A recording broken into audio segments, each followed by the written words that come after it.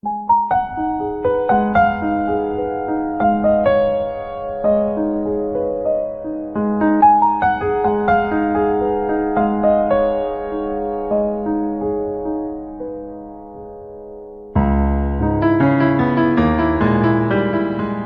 morning, my dear students.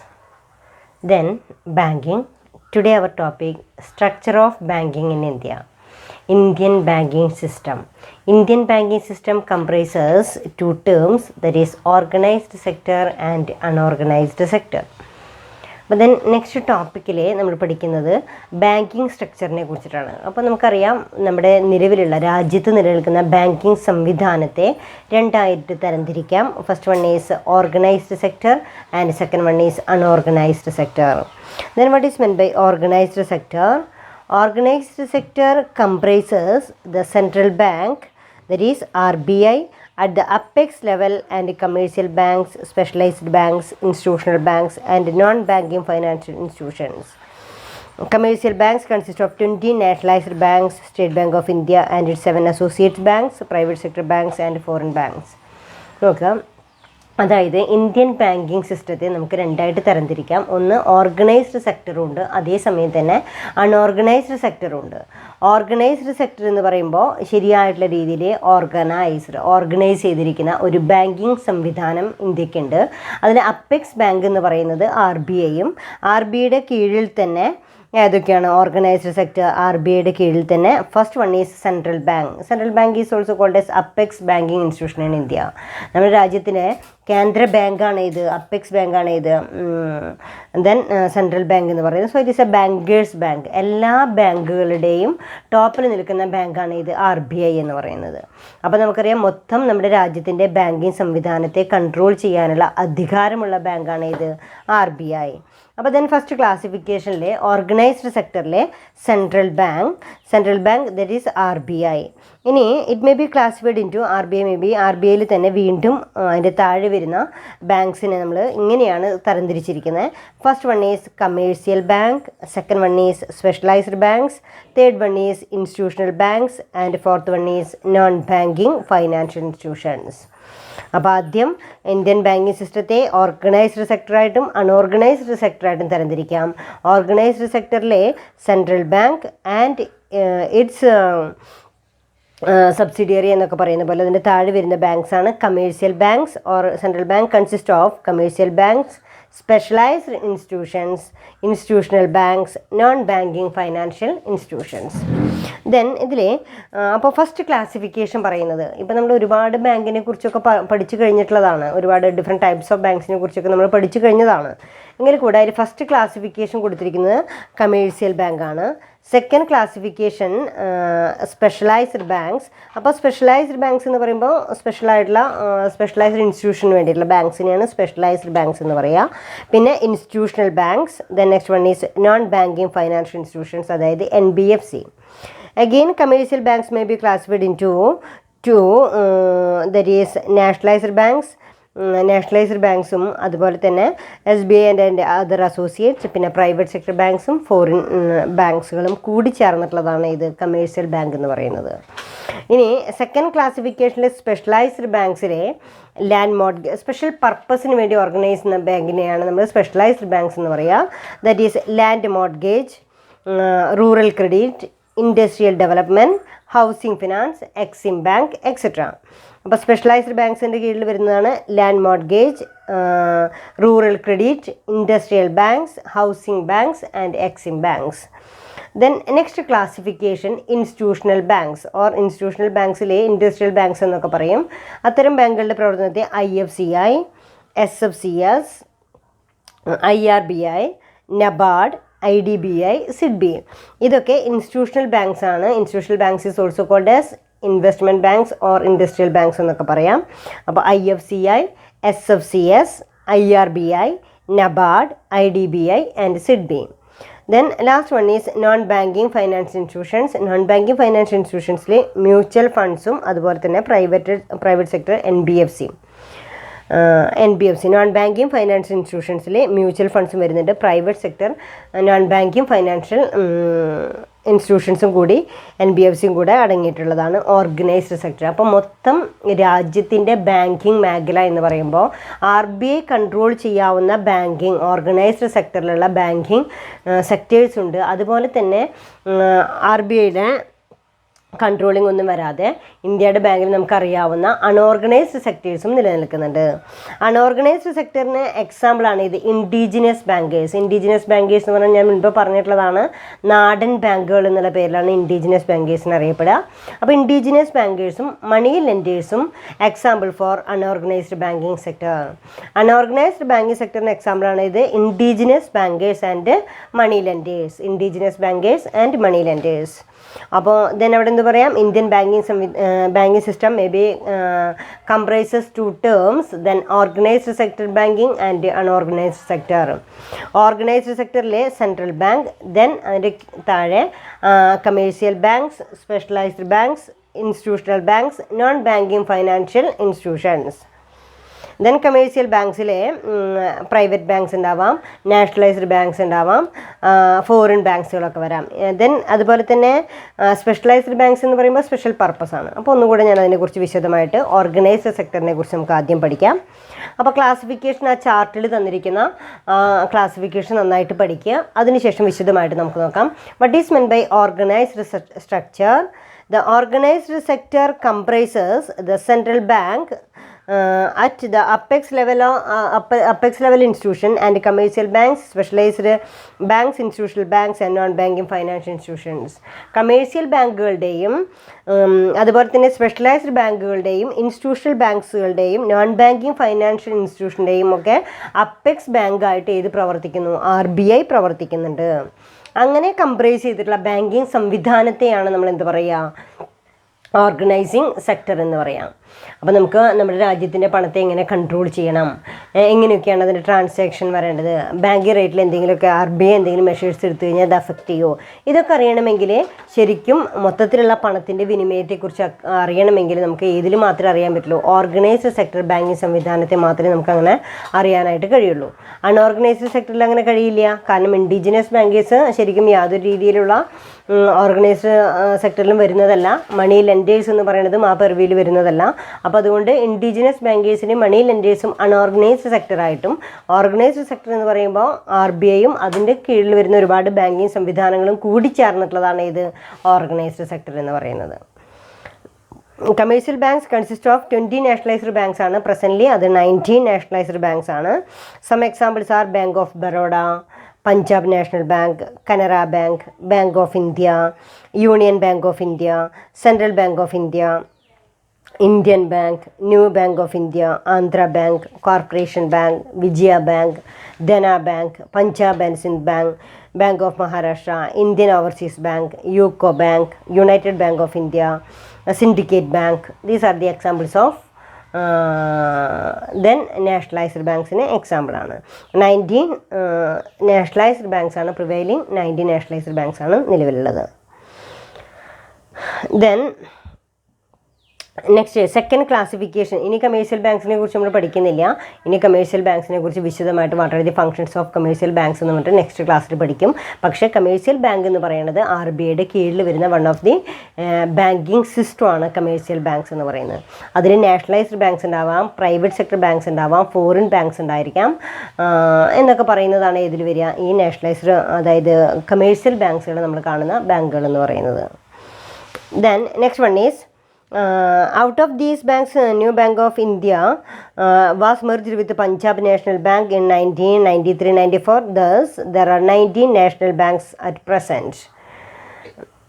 Then next one is the State Bank of India group consists of State Bank of India, State Bank of Hyderabad, State Bank of Travancore, State Bank of Patiala, then State Bank of Jaipur, State Bank of Mysore, State Bank of Saurashtra and State Bank of Indore.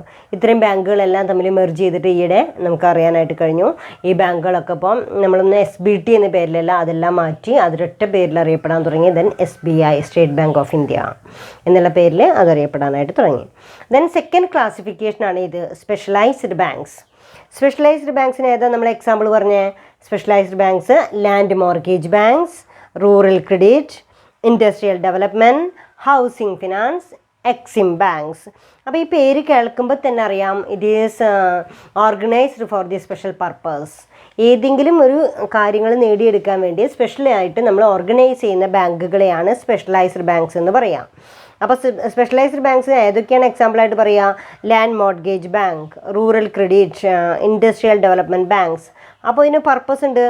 Land mortgage, പിന്നെ അതുപോലെ തന്നെ rural credit, rural ഏരിയകളിലേക്ക് ആവശ്യമായിട്ടുള്ള finance provide ചെയ്യാം. പിന്നെ industrial development, industrial സെക്ടറിനെ develop ചെയ്യാം. Housing finance, ശരിയായിട്ടുള്ള രീതിയിൽ ഹൗസ് ഫിനാൻസ് പ്രൊവൈഡ് ചെയ്ത് ഹൗസിംഗ് സെക്ടറിനെ NHB പോലെയുള്ള ഇൻസ്റ്റിറ്റ്യൂഷൻസ് ഒക്കെ അപ്പെക്സ് ബാങ്ക് ആയിട്ട് വരുന്നതാണ്. Then housing finance, EXIM bank, export import zones. അപ്പോൾ ഇത്തരം മേഖലകളെ സ്പെഷ്യലൈസ്ഡ് പർപ്പസിന് വേണ്ടി ഓർഗനൈസ് ചെയ്യുന്ന സ്പെഷ്യലൈസ്ഡ് ബാങ്ക്സും RBIയുടെ കീഴിൽ വരുന്നുണ്ട്.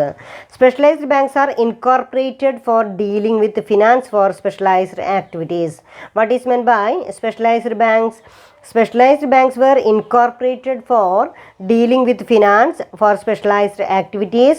The important specialized banks are Land Mortgage Bank, Regional Rural Bank, Industrial Development Banks, National Housing Bank, and Exim Bank. These are the examples for specialized banks. Then next one is institutional banks or industrial banks. Then institutional banks which are known as investment banks, നമ്മൾ പഠിച്ചിട്ടുള്ളതാണ്.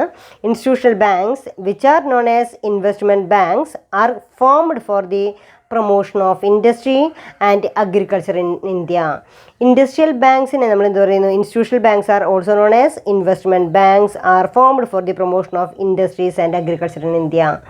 ഈ institutional banks എന്ന് പറഞ്ഞാലും investment banks എന്ന് പറയാറുണ്ട്, ചില സമയത്ത് industrial banks എന്നൊക്കെ പറയാറുണ്ട്. അതായത് ഇത്തരം ബാങ്കുകളൊക്കെ നാഷണൽ ഡെവലപ്മെൻറ്റിന് വേണ്ടിയിട്ട് ഓർഗനൈസ് ചെയ്യുന്ന ബാങ്കുകളാണ്. ഇത് നമ്മൾ സെക്കൻഡ് ക്ലാസിഫിക്കേഷനിൽ പഠിച്ചിട്ടുണ്ട്. What are the different types of banks on the basis of function. First one is commercial bank, second one is industrial banks എന്ന് പറഞ്ഞിട്ട് നമ്മൾ പഠിച്ചിട്ടുണ്ട്. അപ്പോൾ ഈ industrial banks is also called as institutional banks or investment banks. Institutional banks which are known as investment banks are formed for the promotion of industries and agriculture in India. നമ്മുടെ രാജ്യത്തിൻ്റെ industrial സെക്ടേഴ്സിനെയും അതേപോലെ തന്നെ agriculture സെക്ടറിനെയും promote ചെയ്യുക എന്ന ഉദ്ദേശത്തോടു കൂടി പ്രവർത്തിക്കുന്ന ബാങ്കുകളെയാണ് നമ്മൾ എന്താ പറയുക? Institutional banks or industrial banks എന്ന് അറിയപ്പെടുക. ദെൻ എക്സാമ്പിൾ പറയുകയാണെങ്കിൽ IFCI, industrial finance corporation of India, state financial corporation SFC, industrial reconstruction bank of India IRBI, industrial development bank of India IDBI, small industrial development bank of India SIDBI, and national bank for agriculture and rural development that is NABARD are some of the institutional banks of India. ഇത് നിങ്ങൾ പഠിച്ചിട്ടുള്ളതാണ്. ഇതിലെല്ലാം ഇതിൻ്റെ ഓരോന്നിൻ്റെയും functions പഠിച്ചിട്ടുള്ളതാണ്. ഇതൊക്കെ RBIയുടെ കീഴിൽ വരുന്ന ഒരു institutional or investmental or industrial banks ആണ്.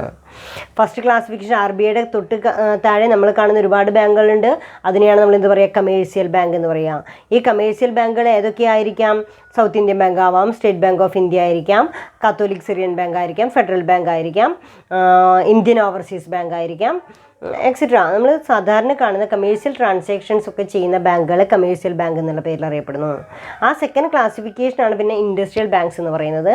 ഇൻഡസ്ട്രിയൽ ബാങ്ക്സിൻ്റെ എക്സാമ്പിളാണ് പറയുന്നത് നമ്മൾ. Industrial banks is also called as institutional banks or investment banks എന്നുള്ള പേരിൽ അറിയപ്പെടുന്നത്. അപ്പോൾ ഇത്തരം ബാങ്കുകൾ പ്രവർത്തിക്കുന്നത് എന്തിനു വേണ്ടിയിട്ടാണ്? For national development. രാജ്യത്തിൻ്റെ ഡെവലപ്മെൻറ്റിന് വേണ്ടി പ്രവർത്തിക്കുന്ന ബാങ്കുകളെയാണ് ഇൻഡസ്ട്രിയൽ ഓർ ഇൻസ്റ്റിറ്റ്യൂഷണൽ ബാങ്ക്സ് എന്ന് പറയുന്നത്. അപ്പോൾ നിങ്ങൾ അതിന് എന്തൊക്കെ എക്സാമ്പിൾ കൊടുത്തിരിക്കുന്നത്? IFCI, SFC, IRBI, NABARD, IDBI, SIDBI. These are the institutional banks. The next one is the fourth category is non-banking financial corporations or financial institutions.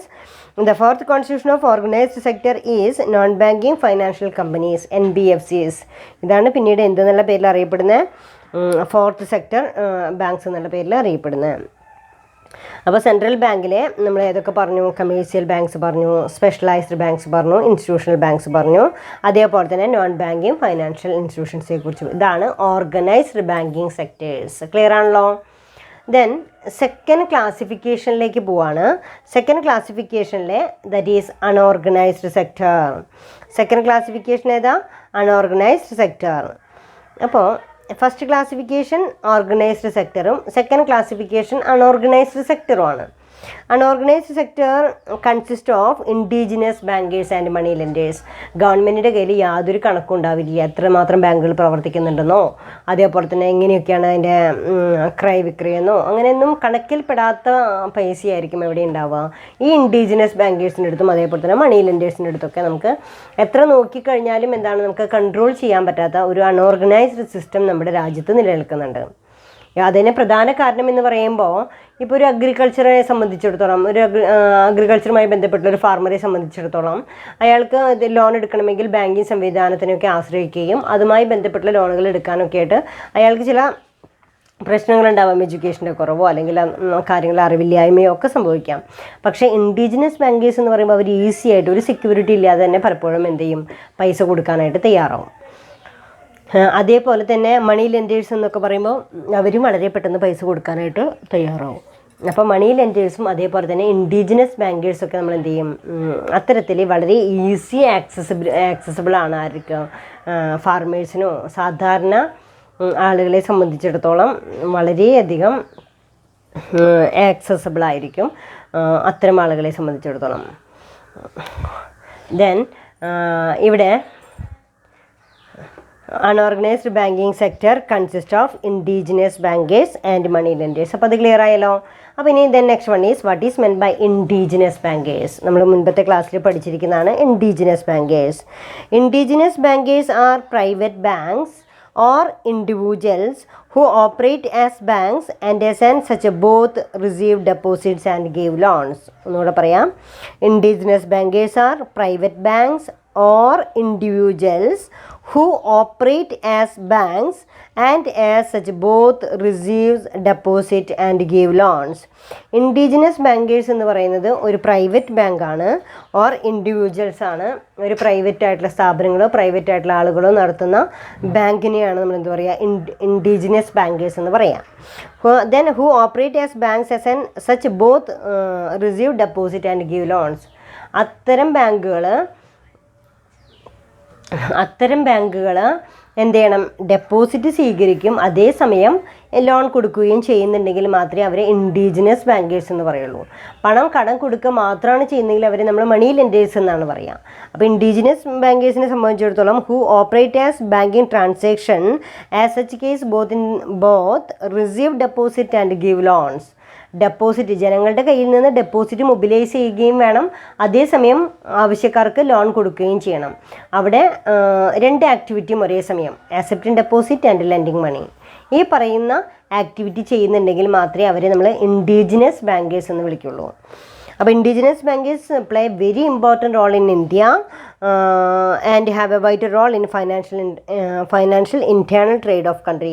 നമ്മുടെ രാജ്യത്ത് ഈ ഇൻഡിജിനസ് ബാങ്കേഴ്സിന് വളരെയധികം പ്രാധാന്യമുണ്ട്. അല്ലെങ്കിൽ അത്രമാത്രം അവർ എന്ത് ചെയ്തുകൊണ്ടിരിക്കുന്നുണ്ട് ഇത്തരം മേഖലകളെ പ്രൊമോട്ട് ചെയ്തുകൊണ്ടിരിക്കുന്നുണ്ട് അല്ലെങ്കിൽ ഇൻറ്റേർണൽ ട്രേഡിനെ പ്രൊമോട്ട് ചെയ്തുകൊണ്ടിരിക്കുന്നുണ്ട്. They are especially popular in areas which lack commercial banks. Although with the growth of commercial banks, the importance of indigenous bankers has declined, still these bankers play a significant role in rural credit in India. ഇത്തരം ബാങ്കുകൾക്ക് വളരെ പ്രധാനപ്പെട്ട role തന്നെയുണ്ട്. Then popularity of indigenous bankers is mainly due to the following reason. എന്തുകൊണ്ടാണ് ഇത്രമാത്രം നമ്മുടെ രാജ്യത്ത് ഈ ഇൻഡിജിനസ് ബാങ്കേഴ്സ് ഡെവലപ്പ് ചെയ്യാനുള്ള കാരണം എന്താണ്? നമ്മുടെ popularity of indigenous bankers is mainly due to the following reasons. ഇന്ത്യയിലെ ഇത്രമാത്രം ഇൻഡിജിനസ് ബാങ്കേഴ്സ് ഡെവലപ്പ് ചെയ്യാനുണ്ടായിരിക്കുന്ന കാരണങ്ങൾ എന്തൊക്കെ? What are the reasons behind the popularity of indigenous bankers in India? Then first one is they provide prompt and flexible credit. One of the reason they provide എത്രമാത്രം നമ്മൾ ഒഴിവാക്കി കഴിഞ്ഞാലും indigenous ബാങ്കേഴ്സിനെ നമുക്ക് ഒഴിവാക്കാനായിട്ട് കഴിയുന്നില്ല എന്ന് പറയുന്നുണ്ട് വെച്ചാൽ അതിൻ്റെ പിറകിൽ ചില കാരണങ്ങളുണ്ട്. Then first reason is they provide prompt and flexible credit. അതായത് വളരെ ശ്രദ്ധിച്ച് കറക്റ്റായിട്ട് തന്നെ എന്ത് കൊടുക്കുന്നുണ്ട്, പ്രോംപ്റ്റായിട്ട് തന്നെ ഫിനാൻസ് പ്രൊവൈഡ് ചെയ്യുന്നുണ്ട്. ദേ provide prompt and flexible credit. അതാത് സമയത്ത് ശരിയായ ഫ്ലെക്സിബിൾ ക്രെഡിറ്റ് എന്ന് പറയുമ്പോൾ വല്ലാണ്ട് ജനങ്ങളെ ബുദ്ധിമുട്ടിക്കാതെ തന്നെ ശരിയായിട്ടുള്ള രീതിയിൽ അവർ ചോദിക്കുന്ന സമയത്ത് അവർക്ക് പൈസ കൊടുക്കാനായിട്ട് കഴിയുന്നുണ്ട് എന്ന് പറയുന്നതാണ് ഒന്നാമത്തെ reason. They provide prompt and flexible credit to the borrowers. Second one is they have very cordial and personal relationship with the customers. രണ്ടാമത് പറയുന്നത് ഇൻഡിജിനസ് ബാങ്കേഴ്സ് ഡെവലപ്പ് ചെയ്യാനുണ്ടാവുന്ന സെക്കൻഡ് റീസൺ എന്ന് പറയുന്നത് they have very cordial and personal relationship with customers. Cordial വളരെ എന്താ പറയുക ഇടപഴകിക്കൊണ്ട് വളരെ നന്നായിട്ട് ജനങ്ങളുമായിട്ട് ഈ ബാങ്കുകൾ ഇടപഴകുന്നുണ്ട്. And personal relationship with customers. കസ്റ്റമേഴ്സുമായിട്ട് നന്നായിട്ട് ഇഴകിച്ചേർന്ന് പ്രവർത്തിക്കാനായിട്ട് കഴിയുന്നു. കാരണം ഇവിടെ പറയുകയാണെങ്കിൽ സാധാരണ ജനങ്ങൾക്ക് ഒരു ബാങ്കിങ് സംവിധാനത്തെ പേടിക്കുന്നത് പോലെയോ അല്ലെങ്കിൽ അവിടെ ചെന്ന് എന്താ ചെയ്യേണ്ടതെന്ന് അറിയാത്ത പോലെയോ അങ്ങനെയൊന്നുമില്ല. വളരെ ഫ്ലെക്സിബിളായിട്ട് നമുക്ക് നേരിട്ട് ചെന്ന് ചോദിക്കാൻ പറ്റാവുന്നൊരു ഇൻഫോർമൽ റിലേഷൻഷിപ്പ് എവിടെയുണ്ട്, ഈ ഇൻഡിജിനസ് ബാങ്കേഴ്സിൻ്റെ അടുത്തുണ്ട്. അപ്പോൾ അത്തരത്തിലാണ് ഇൻഡിജിനസ് ബാങ്കേഴ്സ് പ്രവർത്തിക്കുന്നതെങ്കിൽ തീർച്ചയായിട്ടും അവർക്ക് എന്ത് ചെയ്യാൻ പറ്റുന്നു, നമുക്ക് അവിടെ നിന്നും പോയി ചോദിക്കേണ്ട, നമുക്ക് ഇവരുടെ അടുത്ത് ചോദിച്ചു കഴിഞ്ഞാൽ പൈസ കിട്ടും. ഇത്രമാത്രം ഫോർമാലിറ്റീസ് ഒന്നും ഉണ്ടായിരിക്കില്ല എന്നൊക്കെ പറയുമ്പോൾ അങ്ങനെയുള്ള ഒരുപാട് നൂലാമാലകളിൽ നിന്നോ നല്ല ബുദ്ധിമുട്ടുകളിൽ നിന്നോ അവർക്ക് ഈസി ആയിട്ട് എവിടേക്ക് മാറാനായിട്ട് കഴിയണു. ഈ ഇൻഡിജിനസ് ബാങ്കേഴ്സിനെ ഡിപ്പെൻഡ് ചെയ്യാൻ പറ്റും. അപ്പോൾ ഇൻഡിജിനസ് ബാങ്കേഴ്സ് ഈ നാടൻ ബാങ്കുകൾ അവരെ സമീപിച്ച് കഴിഞ്ഞാൽ വലിയ ഫോർമാലിറ്റീസ് ഇല്ലാതെ വളരെ ഈസി ആയിട്ട് അവർക്ക് ഫിനാൻസ് അവൈലബിൾ ആവും എന്നുള്ളതാണ്. അപ്പോൾ ദേ have very cordial and personal relationship with customers etcetera. Then third one is procedure is very simple. Procedure is very simple. അതായത് നമ്മളോടിപ്പോൾ ലോണിന് ആ പേപ്പർ കൊണ്ടുവരണം, ഈ പേപ്പർ കൊണ്ടുവരണം എന്നൊക്കെ പറയും. അതേപോലെ തന്നെ അതിൻ്റെ സിഗ്നേച്ചർ, അങ്ങനത്തെ ഒരുപാട് പ്രൊസീജിയേഴ്സ് ബാങ്കിങ് സംവിധാനത്തിലുണ്ട് അല്ലേ. അപ്പോൾ ഇത്തരത്തിലുള്ള പ്രൊസീജിയേഴ്സ് ഒന്നും തന്നെ ഇവിടെ ഇല്ല, ഇൻഡിജിനസ് ബാങ്കേഴ്സിൻ്റെ അടുത്തില്ല. Procedure is very simple. Then fourth one is they give loans to the small productive units. Then they give loans to the small productive units not fully catered to by a commercial banks. They give loans to the small productive unit not fully catered by the commercial bank. പൂർണ്ണമായിട്ടും commercial bank cater ചെയ്യാത്ത രീതിയിലുള്ള മേഖലകളൊക്കെ ചിലപ്പോൾ indigenous bankers ചില business സ്ഥാപനങ്ങളൊക്കെ സഹായിക്കാറുണ്ട്. അപ്പോൾ അവിടെ എന്താ, they give loans to small productive units not fully catered to by commercial banks. Then next one is they keep close contact with their customers and are fully aware of their problem and financial requirements. They keep close contact with their customers. കസ്റ്റമേഴ്സുമായിട്ട് നല്ല കോണ്ടാക്റ്റാണ്. They keep close contact with their customers and are fully aware of their problem and financial requirements. The next one is they give credit for unproductive purposes also. They give credit for unproductive purposes also. അതായത് ശരിക്കും ഇപ്പോൾ ബാങ്കുകളൊക്കെയാണ് loan കൊടുക്കണമെന്ന് വെച്ചാൽ ഈ loan കൊടുക്കുന്നത് productive പർപ്പസിന് തന്നെയാണോ unproductive പർപ്പസിനാണോ എന്നൊക്കെ ബാങ്കുകൾ വളരെ വ്യക്തമായിട്ട് നോക്കും. അതിനനുസരിച്ച് ഇൻട്രസ്റ്റ് വേരിയേഷനും വരും. ഇവർ ഈ സാധാരണ ഇൻഡിജിനസ് ബാങ്കേഴ്സിനെ സംബന്ധിച്ചിടത്തോളം ഈ ഫണ്ട് യൂട്ടിലൈസ് ചെയ്യപ്പെടുന്നത് പ്രൊഡക്റ്റീവ് സെക്ടേഴ്സിൽ തന്നെയാണോ അതോ അൺപ്രൊഡക്റ്റീവ് ആയിട്ടുള്ള മേഖലകളിലെ പ്രൊമോട്ട് ചെയ്യപ്പെടുന്നുണ്ടോ, ഇത്തരം കാര്യങ്ങളെക്കുറിച്ചൊന്നും ശ്രദ്ധിക്കുന്ന തന്നെയില്ല. അപ്പോൾ അതുകൊണ്ട് ഈസി ആയിട്ട് അവർക്ക് ലോൺ അവൈലബിൾ ആവും എന്നുള്ളതാണ്. അപ്പോൾ ഇവിടെ എന്താ പറയുന്നത്, ദേ provide prompt and flexible credit. They have very cordial and personal relation with customers. Procedure is very simple. They give loans to the small productive units not fully catered to by the commercial banks. They keep close contact with their customers and they are fully aware of their problem and financial requirements. They keep close contact with their customers. ഈ indigenous bankers വളരെ നന്നായിട്ട് close relationship ഉണ്ട് ആരുമായിട്ട്, കസ്റ്റമേഴ്സുമായിട്ട്. So they keep close contact with their customers and are fully aware of their problems and financial requirements. The next one is they give credit for unproductive purposes also. Productive അല്ലാത്ത മേഖലകളിലേക്ക് പോലും അതെന്തിനു വേണ്ടി ഉപയോഗിക്കുന്നു എന്ന് പോലും indigenous bankers ശ്രദ്ധിക്കാറില്ല എന്നുള്ളതാണ്.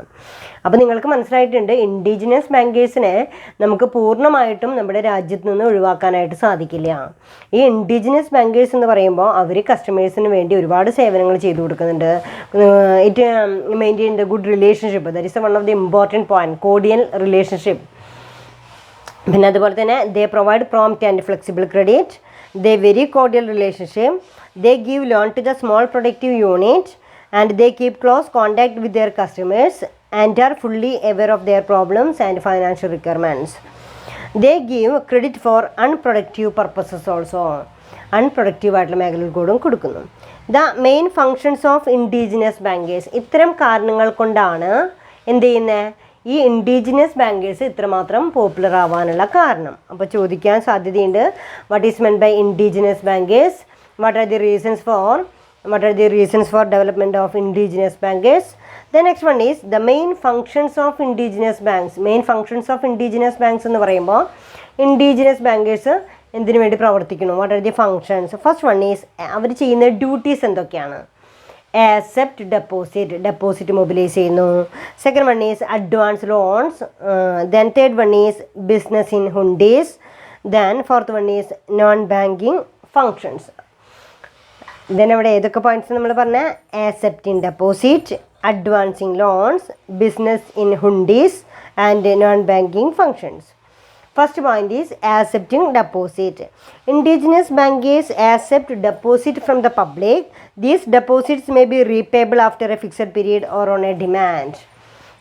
ബാങ്കുകൾ ഇൻഡിജിനസ് ബാങ്കേഴ്സ് സാധാരണ കസ്റ്റമേഴ്സിൻ്റെ അടുത്ത് ഡെപ്പോസിറ്റ് മൊബിലൈസ് ചെയ്യുകയും and repayable after A fixed period or on demand.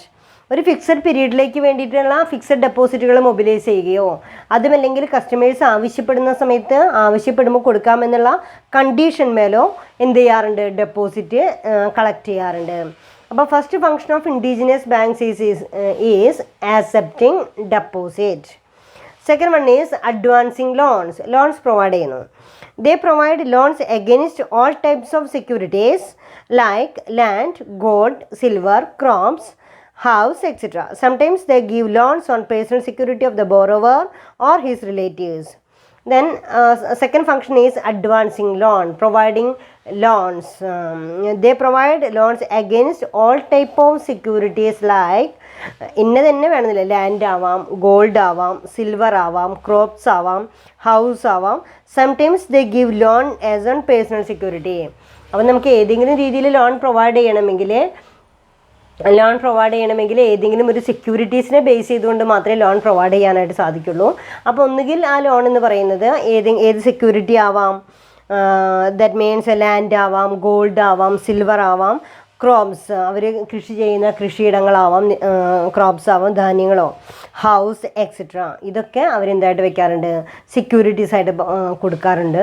അതുമല്ലെങ്കിൽ പേഴ്സണൽ സെക്യൂരിറ്റീസിൻ്റെ മുകളിലും എന്ത് പ്രൊവൈഡ് ചെയ്യുന്നുണ്ട്, ലോൺ പ്രൊവൈഡ് ചെയ്യുന്നുണ്ട്. അപ്പോൾ ഇത് മനസ്സിലായി. അപ്പോൾ one of the function is accepting deposit, second one is lending അല്ലെങ്കിൽ providing advancing loans. Then third one is business in hundis. Hundis are the rural bill of exchange or promissory note. Indigenous bankers buy and sell hundis. They also discount hundis. Hundis എന്ന് പറയുന്ന ഒരു one of the important bill of exchange ആണ്. ഹുണ്ടീസ് എന്ന് പറയുമ്പോൾ അത് illegal എന്ന് പറയുന്ന രീതിയിലാണ്, അതായത് ഒരു ഓർഗനൈസർ ഉണ്ടാവുന്ന ബിൽ ഓഫ് എക്സ്ചേഞ്ച് അല്ല. ഇത്തരത്തിൽ ഇപ്പോൾ നമ്മൾ മറ്റൊരാൾക്ക് പൈസ കൊടുക്കാനുണ്ടെന്നൊക്കെ പറഞ്ഞിരിക്കുന്നൊരു ഡോക്യുമെൻറ്റ്. അപ്പോൾ hundis are the rural bill of exchange. Hundis are the rural bill of exchange or promissory notes. Indigenous bankers buy and sell hundis. They also discount hundis. മാത്രമല്ല ഈ ഇൻഡിജിനസ് ബാങ്കേഴ്സ് ഇത്തരം ഹുണ്ടികൾ പർച്ചേസ് ചെയ്യുകയോ വിൽക്കുകയോ ചെയ്യാറുണ്ട്. അതുമാത്രമല്ല ഹുണ്ടീസ് എന്ന് പറയുന്നത് ഒരു ഡോക്യുമെൻ്റ്, ഒരു സെക്യൂരിറ്റി ആയിട്ട് വെച്ചുകൊണ്ട് അല്ലെങ്കിൽ ആ ഹുണ്ടീസ് റീഡിസ്കൗണ്ട് ചെയ്ത് കൊടുക്കുന്ന പ്രോസസ്സിലൊക്കെ അവർ ഏർപ്പെടാറുണ്ട്. ഈ ഇൻഡിജിനസ് ബാങ്കേഴ്സ് ഏർപ്പെടുന്നുണ്ട്. അപ്പോൾ first function is accept deposit. Second function is to provide loans, advancing loans. Third function is business in hundis. ഹുണ്ടീസിൽ ബിസിനസ് നടത്താറുണ്ട്. Then fourth one is no banking functions. Non-banking functions such as most of the indigenous bankers also carry on non-banking functions such as trading activities, agency businesses and speculation businesses. അപ്പോൾ agency സർവീസസോ general utility സർവീസസോ മറ്റേതെങ്കിലും സർവീസസുകളൊക്കെ ചെയ്യാറുണ്ട്. These are the important functions of indigenous bankers. അപ്പോൾ നിങ്ങൾക്ക് മനസ്സിലായിട്ടുണ്ടാവും indigenous bankers ചെയ്യുന്ന കാര്യങ്ങൾ എന്തൊക്കെയാണ്? Accepting deposit and lending money and business in hundis and next one is non banking functions. ഈ 4 ഫങ്ഷൻസും ബാങ്കുകൾ പെർഫോം ചെയ്യുന്നുണ്ട്. അപ്പോൾ ഇത് 4 മറക്കരുത്, ഇമ്പോർട്ടൻ്റ് ആണ്. What are the defect of indigenous bankers? അപ്പോൾ ഇത്തരത്തിലുള്ള ബാങ്കുകൾ നമ്മളിത് വരെ പറഞ്ഞത്, ഇത്തരം ബാങ്കുകൾ ഇവിടെ ഉണ്ടാവാനുള്ള കാരണം കസ്റ്റമേഴ്സിനെ സംബന്ധിച്ചിടത്തോളം നല്ല റിലേഷൻഷിപ്പാണ്. എപ്പോൾ പൈസ ചോദിച്ചു കഴിഞ്ഞാലും പൈസ കൊടുക്കും. പിന്നെ അതുപോലെ തന്നെ വലിയ ലീഗൽ ഫോർമാലിറ്റീസ് ഒന്നുമില്ല. അവരുടെ കയ്യിലുള്ളത് എന്തോ അത് വേണമെങ്കിൽ നമുക്ക് സെക്യൂരിറ്റി ആയിട്ട് വെക്കാം. അതായത് ലാൻഡോ ബിൽഡിങ്ങോ ക്രോപ്പോ ഗോൾഡോ സിൽവറോ ഹൗസോ എന്ത് വേണമെങ്കിലും അവർക്ക് സെക്യൂരിറ്റി ആയിട്ട് വെക്കാം. അതുമല്ലെങ്കിൽ അതൊന്നും പറ്റിയില്ലെങ്കിൽ പേഴ്സണൽ സെക്യൂരിറ്റിയുടെ മുകളിൽ പോലും അവർക്ക് ഫിനാൻസ് അവൈലബിൾ ആണ്. അപ്പോൾ very flexible in the transactions in indigenous bankers. കസ്റ്റമേഴ്സിൻ്റെ അടുത്ത് സംബന്ധിച്ചിടത്തോളം വളരെ ഈസി ആയിട്ടുള്ള ബിസിനസ് ട്രാൻസാക്ഷൻസ് നടത്താൻ സാധിക്കുന്നു എന്ന് പറയുന്നത് തന്നെയാണ് അതിൻ്റെ ഏറ്റവും നല്ല പ്ലസ് പോയിൻ്റ് ആയിട്ട് നമ്മൾ കൺസിഡർ ചെയ്യാം. Okay, then next one is the following defects are put forward regarding the functions of indigenous bankers. എന്നിരുന്നാലും ചില ഡിഫക്റ്റുകളുണ്ട്. ഡിഫക്റ്റ് എന്ന് പറയുമ്പോൾ ചില പോരായ്മകളുണ്ട് ഇൻഡിജിനസ് ബാങ്കേഴ്സ്. എല്ലായിടത്തും നമ്മൾ ഒരുപാട് മെറിറ്റ്സ് പറയുന്നുണ്ടെങ്കിൽ കൂടെ അവിടെയും എന്തുണ്ട്, ചില ഡിമെറിറ്റ്സ് ഉണ്ട് അല്ലെങ്കിൽ ഡിഫക്ട്സ് ഉണ്ട്. What are the problems or defect of indigenous bankers? Then first one is high rate of interest. സാധാരണ കമേഴ്സ്യൽ ബാങ്കുകളോ കോപ്പറേറ്റീവ് ബാങ്കുകളൊക്കെ ചാർജ് ചെയ്യുന്ന ഇൻട്രസ്റ്റ് റേറ്റിനേക്കാളും കൂടുതലായിരിക്കും ആര് ചെയ്യുന്നത്? ഈ ഇൻഡിജിനസ് ബാങ്കേഴ്സ് ചാർജ് ചെയ്യുന്നത്. Usually indigenous bankers charge a very high rate of interest on the advances they give. അവർ പ്രൊവൈഡ് ചെയ്യുന്ന ലോണുകൾക്കൊക്കെ തന്നെ അവരെന്ത് ചെയ്യുന്നു? High rate of interest. അപ്പോൾ one of the important point is defect of indigenous bankers. Then first one is high rate of interest. ഉയർന്ന പലിശ വാങ്ങിയിട്ടാണ് സാധാരണ ഇത്തരത്തിൽ നമുക്ക് ഈസി ആയിട്ട് ലോൺ കിട്ടുന്നുണ്ടെങ്കിൽ ആ ലോണിൻ്റെ പിറകിൽ ഹൈ റേറ്റ് ഓഫ് ഇൻട്രസ്റ്റ് ഉണ്ടായിരിക്കും എന്ന് കൂടെ നമ്മൾ ചിന്തിക്കുക. അതായത് നമ്മൾ ഓർഗനൈസ്ഡ് സെക്ടറിൽ നമുക്ക് ലീഗൽ ഫോർമാലിറ്റീസ് ഉണ്ട്, അതുണ്ട് ഇതുണ്ട് പറഞ്ഞിട്ട് നമ്മൾ എവിടെ പോകുന്നില്ല. ഇത്തരത്തിലുള്ള ഓർഗനൈസ്ഡ് സെക്ടറിൽ ഇല്ലാതെ ഇൻഡിജിനസ് ബാങ്കേഴ്സിനെ ഡിപ്പെൻഡ് ചെയ്യേണ്ടി വരികയാണ്. അപ്പോൾ ഇൻഡിജിനസ് ബാങ്കേഴ്സിന് ഈസി ആയിട്ട് ലോൺ ആക്സസിബിലിറ്റി ഉണ്ടെങ്കിൽ തീർച്ചയായിട്ടും അവിടെ എന്തുണ്ട്? ഹൈ റേറ്റ് ഓഫ് ഇൻട്രസ്റ്റ് ഉണ്ട്. അപ്പോൾ one of the defect of indigenous banks is there is high rate of interest. നല്ല ഉയർന്ന പലിശ തന്നെ അതിനെ ഈടാക്കുന്നുണ്ട് എന്നുള്ളതാണ്. Second one is unproductive lending. Productive സെക്ടേഴ്സിനെ നോക്കാതെ തന്നെ അൺപ്രൊഡക്റ്റീവ് മേഖലകൾക്ക് കൂടുതലായിട്ടുള്ള ലോൺസ് പ്രൊവൈഡ് ചെയ്യുന്നു. അൺപ്രൊഡക്റ്റീവ് ലെൻഡിങ്ങിൽ indigenous bankers advance loans for any purposes. They generally give loans for unproductive purpose which is rural people into a ഡെപ്റ്റ് trap. അതായത് ഇപ്പം നമുക്ക് ഒട്ടും ആവശ്യമില്ല, ഇപ്പോൾ ബിസിനസ് നടത്താൻ വേണ്ടിയിട്ടല്ല നമ്മൾ ചെയ്യുന്നത്, അല്ലെങ്കിൽ അഗ്രികൾച്ചർ പർപ്പസിന് വേണ്ടിയിട്ടല്ല, ചിലപ്പോൾ കാറോ അല്ലെങ്കിൽ അങ്ങനെ എന്തെങ്കിലുമൊക്കെ നമ്മുടെ ആവശ്യങ്ങൾക്കായിട്ടൊക്കെ ആയിരിക്കും. ഒരു പ്രൊഡക്റ്റീവ് പർപ്പസും ഇല്ലാതെ ഒരു വലിയ വീട് വെക്കാനോ ഒക്കെ ആയിരിക്കും അവർ ലോൺ എടുക്കുന്നുണ്ടാവാം. പക്ഷെ അവിടെ ഹൈ റേറ്റ് ഓഫ് ഇൻട്രസ്റ്റ് കൂടെ ചാർജ് ചെയ്യുന്നുണ്ട്. സോ അപ്പോൾ ഇതെന്തിനു വേണ്ടിയാണ് എന്ന് പോലും പർപ്പസ് പോലും നോക്കാതെ ആയിരിക്കാം ഇൻഡിജിനസ് ബാങ്കേഴ്സ് ലോൺ പ്രൊവൈഡ് ചെയ്യുന്നുണ്ടാവുക. So customers rural people into ഡെപ്റ്റ് ട്രാപ്പ്. നമ്മൾ എന്ത് ചെയ്യും? നമ്മൾ സാധാരണ ജനങ്ങൾ ഇത്തരത്തിൽ പൈസ കടം കിട്ടുമല്ലോ എന്ന് കരുതിയിട്ട് ആ പൈസ വാങ്ങിക്കുകയും ചെയ്യും. അവിടെ നമ്മൾ എന്തിൽ അകപ്പെടും? ഡെപ്റ്റ് ട്രാപ്പിൽ അകപ്പെടാനായിട്ട് സാധ്യതയുണ്ട്. അപ്പോൾ അതിൻ്റെ ഒരു ഡിഫക്റ്റ് നോക്കുമോ? ഫസ്റ്റ് വൺ പറയുന്നത് ഹൈ റേറ്റ് ഓഫ് ഇൻട്രസ്റ്റ് ആണ്. Second one unproductive lending. ഒട്ടും ആവശ്യമില്ലാത്ത മേഖലകളിലേക്ക് അത് ഇൻവെസ്റ്റ് ചെയ്യപ്പെടുന്നു. Then third one is mixing banking with non banking business. Banking സ്ഥാപനങ്ങളോടൊപ്പം തന്നെ അവർ ബാങ്കിങ് എന്ന് പറയുന്ന മെയിൻ എയിം അല്ലാതെ തന്നെ നോൺ ബാങ്കിങ് ബിസിനസ് കൂടെ നടത്തുന്നുണ്ടെന്നാണ് പറയുന്നത്. അപ്പോൾ indigenous bankers generally combine banking business with non banking businesses which is against sound banking policy. അതായത് ബാങ്കിങ് ബിസിനസ്സിനോടൊപ്പം തന്നെ അവർ ട്രേഡിംഗ് ആക്ടിവിറ്റീസോ മറ്റ് ബിസിനസ് കൂടെ നടത്തുന്നുണ്ട് എന്ന് പറയുമ്പോൾ which is against A sound banking policy. ഒരു നല്ല ബാങ്കിങ് പോളിസിക്ക് വിരുദ്ധമായിട്ടൊരു കാര്യമാണത്. Mixing banking with non banking business. Then fourth one is unorganised banking system. Indigenous banking is highly unorganized and is segmented. Different indigenous bankers operate separately and independently without any control. അതായത് ഈ indigenous bankers നമുക്ക് അറിയാം, നമുക്കൊരു confidence ഉണ്ടാവില്ല indigenous ബാങ്കേഴ്സിൽ invest ചെയ്യാനായിട്ട്. കാരണം ഇതിനെ regulate ചെയ്യാനോ കൺട്രോൾ ചെയ്യാനോ ഒരു അപ്പെക്സ് അതോറിറ്റി ഇല്ല. ഇതൊരു അൺഓർഗനൈസ്ഡ് സെക്ടറാണ്. അതുകൊണ്ട് തന്നെ ഇത്തരത്തിലുള്ള പ്രൈവറ്റ് ബാങ്കുകൾ എന്ന് പറയുമ്പോൾ ഈ ഇൻഡിജിനസ് ബാങ്ക്സിൽ ഇൻവെസ്റ്റ് ചെയ്യാനായിട്ടുള്ളൊരു സെൽഫ് കോൺഫിഡൻസ് നമുക്കുണ്ടാവില്ല. കാരണം എന്താണ്, അവിടെ ഒരു അപ്പെക്സ് ബോഡി ഇല്ല. ഇപ്പം നമുക്ക് വേണമെങ്കിൽ ഒരു കോപ്പറേറ്റീവ് ബാങ്കിലോ മറ്റ് കമേഴ്ഷ്യൽ ഇൻസ്റ്റിറ്റ്യൂഷനിൽ നമ്മൾ എത്ര ലക്ഷം രൂപ വേണമെങ്കിൽ നമുക്ക് ഇൻവെസ്റ്റ് ചെയ്യാനുള്ളൊരു ധൈര്യം, ഒരു കോൺഫിഡൻസ് ഉണ്ട്. കാരണം എന്താണ്, it is controlled and supervised by RBI അല്ലെ. റിസർവ് ബാങ്ക് ഓഫ് ഇന്ത്യ മൊത്തം രാജ്യത്തിൻ്റെ വായ്പാ നയത്തെയും അതിൻ്റെ ഡെപ്പോസിറ്റിനെയും അതിൻ്റെ ഇൻട്രസ്റ്റ് നയത്തെയും ഒക്കെ നമുക്ക് കൺട്രോൾ ചെയ്തുകൊണ്ടിരിക്കുന്ന ഒരു വെൽ സ്ട്രക്ചേർഡ് ഓർഗനൈസ്ഡ് പാറ്റേൺ ഏതിനുണ്ട്, ഓർഗനൈസ്ഡ് സെക്ടറിനുണ്ട്. പക്ഷേ ഇൻഡിജിനസ് ബാങ്കേഴ്സ് എല്ലായ്പ്പോഴും വെച്ചാൽ അതൊരു അൺഓർഗനൈസ്ഡ് സെക്ടറാണ്. So, one of the point, unorganized segment, different indigenous bankers separately and independently without any control. പലപ്പോഴും ഇത്തരത്തിലുള്ള ബാങ്കുകൾ പരാജയപ്പെടാനോ ഒക്കെ കാരണമാവാം. Then next one is insufficient capital. Insufficient capital, the financial resources of indigenous bankers, mostly on funds, are insufficient to meet the demand of the borrower. കണ്ടോ, അവിടെ പറയുന്നത് എന്താ, the financial resources of indigenous bankers mostly on fund are insufficient to meet the demand of the borrower. അപ്പോൾ sufficient ആയിട്ടുള്ള capital ഇല്ല, ഇൻസഫിഷ്യൻസിയാണ് capital പറയുന്നത്. The financial resources of indigenous bankers mostly own funds are insufficient to meet the demand of the borrowers. ഒരുപാട് ആളുകൾ വരികയാണെങ്കിൽ അത്രയും ആളുകളുടെ നീഡ്സ് ഫുൾഫിൽ ചെയ്തുകൊണ്ട് ലോൺ കൊടുക്കാനുള്ള ഒരു ഫണ്ട് ഇൻഡിജിനസ് ബാങ്കേഴ്സിന് പലപ്പോഴും ഉണ്ടാവില്ല.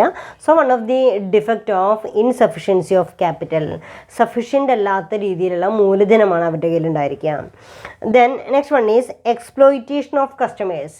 കസ്റ്റമേഴ്സിനെ എക്സ്പ്ലോയിറ്റ് ചെയ്യുക എന്ന് പറയുന്നത്, the indigenous bankers generally resort to all types of malpractices to exploit the customers. They often make unauthorized deduction, charge interest over and above the interest fixed earlier, not issue receipts on making payments by borrower, and getting signature on blank papers. Then പലപ്പോഴും ശരിയല്ലാത്ത കാര്യങ്ങൾ ചെയ്യാനോ കസ്റ്റമേഴ്സിനെ exploit ചെയ്യാനോ കാരണമാകാം. ദേ often make unauthorised deduction, ഒരു ആധികാരികമല്ലാത്ത ചില ഡിഡക്ഷൻസൊക്കെ കുറച്ച് കൊടുക്കുക. Charge interest over the above and interest fixed earlier, not issue receipt on making payments on borrowers and getting signature on blank papers. ചില പേപ്പറുകളൊക്കെ ബ്ലാങ്ക് പേപ്പേഴ്സൊക്കെ സൈൻ ചെയ്തൊക്കെ മേടിക്കുകയൊക്കെ ചെയ്യും. അതായത് ശരിക്കും ആരെ ചൂഷണം ചെയ്യാനായിട്ട് സാധ്യതയുണ്ട്, കസ്റ്റമേഴ്സിനെ ചൂഷണം ചെയ്യാനായിട്ടുള്ള സാധ്യതയുണ്ട്. Then last point is no control of RBI. RBIയുടെ കൺട്രോൾ ഇല്ല എന്നാണ് പറയണേ. So indigenous bankers function without any control of RBI and government. അപ്പോൾ ഇത്രയാണ് നമുക്ക് ഏതിൽ പറയാനുള്ളത്, ഇൻഡിജിനസ് ബാങ്കേഴ്സിനെ കുറിച്ച് പറയാറുള്ളത്. അപ്പോൾ ചിലപ്പോൾ ഒരു ഷോർട്ട് എസ്സേ ഒക്കെ നിങ്ങൾക്ക് അവിടെ എന്ത് പ്രതീക്ഷിക്കാം, what is meant by indigenous bankers, what are the reasons for development of indigenous bankers and what are the functions and defect of indigenous bankers. അപ്പോൾ ഇത്രയും നിങ്ങൾക്ക് ക്ലിയർ ആയിട്ടുണ്ട്. ദെൻ അതിൽ നെക്സ്റ്റ് ടോപ്പിക് നമ്മൾ പറയുന്നത് മണി ലെൻഡേഴ്സ്. അൺഓർഗനൈസ്ഡ് സെക്ടറിലെ നമ്മൾ next topic ഏതാണ്, മണി lenders. അപ്പോൾ ആരാണ് money lenders? Money lender is an individual or group that usually lends relatively small amount of money at a very high rate of interest. Then അവിടെ a money lender is an individual or group ഒരു ഇൻഡിവിജ്വലോ അല്ലെങ്കിൽ ഒരു ഗ്രൂപ്പോ ആയിരിക്കാം മണി lender എന്ന് പറയുന്നത്. That usually lends relatively small amount of money at a very high rate of interest. വളരെ ഉയർന്ന പലിശ നിരക്കോടുകൂടി നമ്മൾ സാധാരണ നമ്മൾ പറയുമല്ലോ, നമ്മൾ പറയുന്ന വാക്ക് തന്നെ ബ്ലേഡ് കമ്പനി എന്നൊക്കെ പറയുക അല്ലേ. എന്താ പറയുക, അത് ബ്ലേഡാന്ന് പറയുന്നത്, ആ ബ്ലേഡ് എന്ന് പറയുന്ന ടേം നമ്മൾ എന്തിനാണ് ഉപയോഗിക്കുന്നത്, they have charge high rate of interest അല്ലേ. അവർ ഉയർന്ന പലിശ വാങ്ങിക്കൊണ്ട് കസ്റ്റമേഴ്സിനെ ചൂഷണം ചെയ്യുന്നു. അപ്പോൾ രണ്ടാമത് പറയുന്നത് മണി ലെൻഡേഴ്സാണ്. Money lenders are the second constituent of the unorganized sector. They depend entirely on their own funds of lending. Money lenders include large farmers, merchants, zamindar, goldsmith etcetera. അതായത് സ്വർണ്ണപ്പണിക്കാരോ അല്ലെങ്കിൽ ഈ പറയുന്ന പോലെ തന്നെ ചില വലിയ വലിയ കച്ചവടക്കാരോ അതുമല്ലെങ്കിൽ വലിയ ഫാർമേഴ്സോ ജന്മിമാരെന്നൊക്കെ പറയില്ലേ, അങ്ങനെയുള്ള ആളുകളുടെ കയ്യിൽ കുറേ പൈസ ഉണ്ടാവും. അവരെന്ത് ചെയ്യുന്നു, അതുപയോഗിച്ചിട്ട് പണം കടം കൊടുക്കുകയാണ് ചെയ്യുക. അപ്പോൾ then the main features of money lenders. Money ലെൻഡേഴ്സിൻ്റെ പ്രത്യേകതകൾ എന്തൊക്കെയാണ്? They use their own fund for lending. അവർ അവരുടെ ഫണ്ട് തന്നെ ഉപയോഗിച്ച് ലോൺ കൊടുക്കുകയാണ് ചെയ്യുക. അപ്പോൾ first one, they use their own fund for lending. They use their own fund for lending. Then next one, their customers are mainly the weaker section of the society. അവരുടെ customers എന്ന് പറയുന്നത് എപ്പോഴും സൊസൈറ്റിയുടെ weaker സെക്ഷനിൽ വരുന്ന ആളുകളായിരിക്കും. ദേ usually charge very high rate of interest. കൊള്ളപ്പലിശ തന്നെ ആരുടെ നിന്ന് വാങ്ങിക്കും? കസ്റ്റമേഴ്സിൻ്റെ അടുത്ത് വാങ്ങിക്കും. They provide quick credit for any purpose. നിങ്ങൾ എന്തിനു വേണ്ടി പണം ഉപയോഗിക്കുന്നു എന്ന് നോക്കാതെ തന്നെ വളരെ വേഗത്തിൽ തന്നെ പണം കടം കൊടുക്കുന്നുണ്ട്. Their loans are highly exploitative in nature. Highly exploitative in nature, വളരെയധികം ചൂഷണം ചെയ്യപ്പെടുന്ന രീതിയിലാണ്. Their loans are highly exploitative in nature. And these are the features of money lenders. അപ്പോൾ മണി ലെൻഡേഴ്സിൻ്റെ എന്തൊക്കെയാണ് നമുക്ക് പറയാൻ പറ്റുക? They use their own fund for lending. Their customers are mainly the weaker section of the society. They usually charge a very high rate of interest. They provide quick credit for any purpose. Their loans are highly exploitative in nature. Then next important topic is, what are the difference between money lenders and what is the difference between money lenders and indigenous bankers? ഇനി നമുക്ക് പഠിക്കുന്ന next topic എന്ന് പറയുന്നത് മണി ലെൻഡേഴ്സും അതുപോലെ തന്നെ indigenous ബാങ്കേഴ്സും തമ്മിലുള്ള വ്യത്യാസം എന്താണ്. വളരെ ഇമ്പോർട്ടൻ്റ് ആയിട്ടുള്ളൊരു സിമിലാരിറ്റി എന്ന് പറയുന്നത് these both have organised in unorganised sector. ഈ രണ്ട് സെക്ഷൻസും അൺഓർഗനൈസ്ഡ് സെക്ടറിലുള്ളതാണ്. അവരിഷ്ടമുള്ള പോലെ ഇൻട്രസ്റ്റ് ചാർജ് ചെയ്യുന്നു. അവർ എന്താ പറയുക, കസ്റ്റമേഴ്സിനെ നമ്മൾ എന്ത് ചെയ്യുന്നു, എക്സ്പ്ലോയിറ്റ് ചെയ്യുന്നു എന്നൊക്കെ പറയാം. ദെൻ നെക്സ്റ്റ് അതിൽ നമ്മൾ പറയുന്നത് what are the difference between indigenous bankers and money lenders. Indigenous ബാങ്കേഴ്സും മണി ലെൻഡേഴ്സും തമ്മിലുള്ള വ്യത്യാസം എന്താണ്? First one is indigenous bankers generally accept deposit from the rural people. കണ്ടോ, indigenous bankers accept deposit and advances loans. One of the important function of indigenous banks, accept deposit and lending money. But money lenders generally do not accept deposit but only lend their own money. അപ്പോൾ ഒന്നാമത്തെ difference എന്ന് പറയുന്നത് money ലെൻഡേഴ്സിനെ സംബന്ധിച്ചിടത്തോളം they do not have accept deposit. അവരെന്ത് സ്വീകരിക്കുന്നില്ല, deposit സ്വീകരിക്കുന്നില്ല. They provide their own money for lending purposes. അവരെന്ത് പ്രൊവൈഡ് ചെയ്യുന്നു? പണം കടം കൊടുക്കുക മാത്രമാണ് അവർ ചെയ്തുകൊണ്ടിരിക്കുന്നത്. Then second one is indigenous bankers deal in hundis. Hundis എന്ന് പറയുന്ന റൂറൽ ഏരിയയിലുള്ള ബില്ല് ഓഫ് എക്സ്ചേഞ്ചുകളെ ക്രയവിക്രയം ചെയ്യുന്നുണ്ട്. എവിടെ? Indigenous bankers. They deal in hundis in rural areas. But money lenders do not deal in hundis. Hundis എവിടെ ഡീൽ ചെയ്യപ്പെടുന്നില്ല? മണി ലെൻഡേഴ്സിൻ്റെ അടുത്ത് ഇത്തരത്തിലുള്ള ഹുണ്ടീസ് പോലെയുള്ള ഡോക്യുമെൻറ്റ്സുകൾ ക്രയവിക്രയം ചെയ്യുന്നില്ല. Then third point, indigenous bankers lend money for industrial and trading activities. But money lenders generally lend money for consumption and unproductive purposes. Indigenous bankers പലപ്പോഴും ഈ ലോൺ കൊടുക്കുന്നത് അവരുടെ ട്രേഡിംഗ് ആക്ടിവിറ്റീസിന് വേണ്ടിയിട്ടോ ഇൻഡസ്ട്രിയൽ ആക്ടിവിറ്റീസിന് വേണ്ടിയിട്ടോ ഒക്കെ ഇൻഡിജിനസ് ബാങ്കേഴ്സ് ലോൺ പ്രൊവൈഡ് ചെയ്യാം. പക്ഷേ മണി lenders മിക്കവാറും അത് ഉപയോഗിക്കുന്നത് for consumption and unproductive consumption, direct കൺസംഷന് വേണ്ടിയിട്ടോ അല്ലെങ്കിൽ കൺസ്യൂമബിൾ പ്രൊഡക്റ്റുകളൊക്കെ വാങ്ങിക്കാനുള്ള ലോണുകളൊക്കെയാണ് അവർ പ്രൊവൈഡ് ചെയ്യുക. So money lenders lend money for consumption and unproductive purposes. Then fourth one is indigenous bankers carry on their business in urban and semi-urban areas. Indigenous bankers അവരുടെ business urban ഏരിയകളിലോ semi urban ഏരിയകളിലൊക്കെ charge ചെയ്യുന്നുണ്ട്.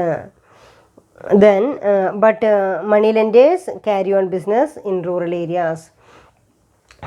മണി lenders അവിടെ എന്ത് ചെയ്യുന്നുണ്ട്? But money lenders carry on their business in rural area. അപ്പോൾ 4 difference ആണ്. അപ്പോൾ അതൊന്നും കൂടെ നോക്കിക്കോളൂ. What are the difference between indigenous bankers and money lenders? Indigenous bankers accept deposit and lending money. Money lenders they do not accept deposit but they give money for lending purposes. First point, indigenous bankers deal in hundis. Then money lenders, they do not deal hundis. The next one is indigenous bankers lend money for industrial and trading activities, but money lenders generally provide money for consumption and unproductive purposes. Indigenous banks carry on their own business in urban area and semi-urban area, but money lenders carry on their business in rural area. Money lenders എപ്പോഴും കടം കൊടുക്കുന്നത് rural ഏരിയയിലുള്ള ആളുകൾക്ക് മാത്രമാണ്. പക്ഷേ indigenous bankers ആർക്കുള്ള കടം കൊടുക്കുന്നുണ്ട്? Urban ഏരിയകളിലോ സെമി അർബൻ ഏരിയയിലുള്ള ആളുകൾക്കോ കടം കൊടുക്കുന്നുണ്ട്. അപ്പോൾ ഇത്രയും ക്ലിയർ ആയിട്ടുണ്ടല്ലോ. ഇന്നെടുത്തിരിക്കുന്ന ഇമ്പോർട്ടൻ്റ് ആയിട്ടുള്ള ടോപ്പിക് എന്താണെന്ന് നിങ്ങൾക്ക് നോക്കാം. ഒരൊറ്റ ടോപ്പിക്കാണ് നമ്മൾ ഇന്നെടുത്തിട്ടുള്ളൂ. കൺക്ലൂഷനിലേക്ക് പോവാണ്. Then banking structure in India. Banks may be classified. Banking സ്ട്രക്ചറിലെ ഇന്ത്യൻ ബാങ്കിങ് സംവിധാനത്തെ നമുക്ക് രണ്ടായിട്ട് ക്ലാസിഫൈ ചെയ്യാം. Then first one is organised sector ബാങ്ക്സും അതുപോലെ തന്നെ അൺഓർഗനൈസ്ഡ് സെക്ടർ ബാങ്ക്സും ആണ്. ഓർഗനൈസ്ഡ് സെക്ടറിൽ പറയുമ്പോൾ ദെൻ RBI ആയിരിക്കും ഓർഗനൈസ്ഡ് സെക്ടറിൽ അപ്പെക്സ് ബാങ്ക് എന്ന് പറയുന്നത്, അല്ലേ? അതിൻ്റെ കീഴിൽ തന്നെ കമേഴ്ഷ്യൽ ബാങ്കുകൾ ഉണ്ടായിരിക്കാം, സ്പെഷ്യലൈസ്ഡ് ബാങ്ക്സ് ഉണ്ടായിരിക്കാം, ഇൻവെസ്റ്റ്മെൻറ്റ് ഇൻസ്റ്റിറ്റ്യൂഷൻസ് ഉണ്ട്, അതേസമയം നോൺ ബാങ്കിങ് ഫൈനാൻഷ്യൽ കോർപ്പറേഷൻസ് ഉണ്ട്. കണ്ടോ? ഈ കമേഴ്ഷ്യൽ ബാങ്കുകൾ എന്ന് പറയുമ്പോൾ ഏതൊക്കെയായിരിക്കും? കമേഴ്ഷ്യൽ ബാങ്കുകൾ നമ്മൾ സാധാരണ കാണുന്ന നാഷണലൈസ്ഡ് ബാങ്ക്സോ അല്ലെങ്കിൽ പ്രൈവറ്റ് സെക്ടർ ബാങ്ക്സോ ഫോറിൻ ബാങ്ക്സോ ഒക്കെയാണ് ഇതിൽ ഉൾപ്പെടുക, കമേഴ്ഷ്യൽ ബാങ്ക്സിൽ ഉൾപ്പെടുക. സ്പെഷ്യലൈസ്ഡ് ബാങ്ക്സ് എന്ന് പറയുമ്പോൾ they are organised for the special purposes. There is one of the example is housing banks, Exim banks etcetera. ഇവരുടെയൊക്കെ സ്പെഷ്യൽ പർപ്പസിന് വേണ്ടി ഓർഗനൈസ് ചെയ്യുന്ന ബാങ്കുകളെയാണ് സ്പെഷ്യലൈസ്ഡ് ബാങ്ക്സ് എന്ന് പറയാം. ഇൻസ്റ്റിറ്റ്യൂഷണൽ ബാങ്ക്സിന് നമ്മൾ ഇൻസ്റ്റിറ്റ്യൂഷണൽ ബാങ്ക്സ് എന്നുള്ള പേരിലോ ഇൻവെസ്റ്റ്മെൻറ്റ് ബാങ്ക്സ് എന്നുള്ള പേരിലോ അല്ലെങ്കിൽ ഇൻഡസ്ട്രിയൽ ബാങ്ക്സ് എന്നുള്ള പേരിലോ ഒക്കെയാണ് അറിയപ്പെടുക. അപ്പോൾ ഇത്തരം ബാങ്കുകൾ എന്താ ചെയ്യുക? They promote and develop the industrial sectors. അതാണ് ഏതിൽ വരിക? ഇൻഡസ്ട്രിയൽ സെക്ടേഴ്സിൽ ഉൾപ്പെടാം. ദെൻ അതിൽ തന്നെ ഫോർത്ത് കമ്പോണൻ്റ് ആണ് ഇത് NBFC, മ്യൂച്വൽ ഫണ്ട് പോലെയുള്ള നോൺ ബാങ്കിങ് ഫൈനാൻഷ്യൽ ഇൻസ്റ്റിറ്റ്യൂഷൻസ് ആണ് ഇതിന് എക്സാമ്പിളായിട്ട് വരിക, NBFCക്ക് എക്സാമ്പിളായിട്ട് വരിക. അപ്പോൾ ഇത്രയുമാണ് നമുക്ക് എവിടെയുള്ളത്? ഓർഗനൈസ്ഡ് സെക്ടറിൽ ഉള്ളത്. ഇനി അൺഓർഗനൈസ്ഡ് സെക്ടറിലുള്ളത് 2 ബാങ്കുകളാണ്. അതേതാ? ഒന്ന് ഇൻഡിജിനസ് ബാങ്കേഴ്സും അതുപോലെ തന്നെ മറ്റൊന്ന് മണി ലെൻഡേഴ്സുമാണ്. ഇൻഡിജിനസ് ബാങ്കേഴ്സിൻ്റെ മെയിൻ പർപ്പസ് എന്ന് പറയുന്നത് they accept deposit from the public and also provide loans to the borrowers. ആവശ്യക്കാർക്ക് ലോൺ എത്തിച്ചു കൊടുക്കുന്ന ഫംഗ്ഷൻ കൂടി പെർഫോം ചെയ്യുന്ന ബാങ്കുകളെയാണ് നാടൻ ബാങ്കുകൾ എന്നുള്ള പേരിൽ അറിയപ്പെടുക, അല്ലേ? മണി ലെൻഡേഴ്സ് എന്ന് പറയുമ്പോൾ കടം കൊടുക്കുന്നവരെയാണ് മണി ലെൻഡേഴ്സ് എന്ന് പറയുക. അവരെല്ലായ്പ്പോഴും കടം കൊടുക്കുക മാത്രമാണ് ചെയ്യുന്നത്. They do not receive money. അവരൊരിക്കലും ഡെപ്പോസിറ്റ് മൊബിലൈസ് ചെയ്യുന്നില്ല. ഇനി അതിൽ നോക്കേണ്ട പോയിന്റ്, നിങ്ങൾ പഠിക്കേണ്ട ഷോർട്ട് എസ്സേക്കൊക്കെ പഠിക്കേണ്ട ഇമ്പോർട്ടൻറ്റ് പോയിൻ്റാണ് ഇത്.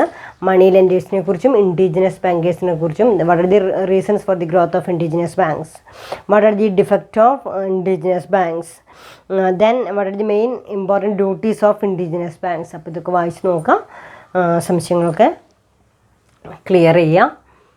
നന്നായിട്ട് പഠിക്കാനുണ്ട്. ഓർഗനൈസ്ഡ് സെക്ടറിലുള്ള ബാങ്കുകളെ കുറിച്ചോ അൺഓർഗനൈസ്ഡ് സെക്ടറിലുള്ള ബാങ്കിനെ കുറിച്ചൊക്കെ വിശദമായിട്ട് മനസ്സിലാക്കാനുണ്ട്. എല്ലാവരും നന്നായിട്ട് വായിച്ച് പഠിക്കുക തന്നെ വേണം. ഓക്കെ.